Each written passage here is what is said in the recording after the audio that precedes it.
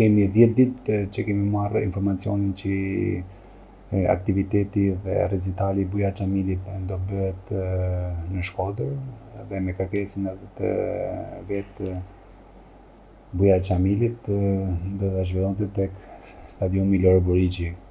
Me të marrë njoftimin, ne kemi lajmëruar përgjegjësin e stadiumit e kemi vënë ndjeni për këtë aktivitet dhe sipas bisedës me përgjegjësin e stadiumit, u njoftua që nuk kishte asnjë aktivitet sportiv të klubit sportiv Vllaznia. Pastaj me një telefonat që zhvillua me presidentin e Vllaznisë, ngriti pyetjet pse do bëhet ky aktivitet dhe ne thamë që garantojmë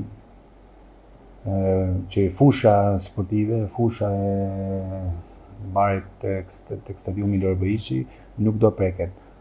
Kjo ishte edhe pika kryesore për ne që t'ja japim këtë recital dhe Bujar Xhamilit në stadium sepse është ajo pjesë e Shkodrës edhe Vllaznisë, është një tifoz i zjarrt i Vllaznisë. Prandaj edhe ne u mobilizuam që këtë recital ta zhvilloj tek stadiumi Loro Buriqi dhe pretendimet e Alban Xhaferit nuk janë të vërteta sepse ne kemi njoftuar më parë.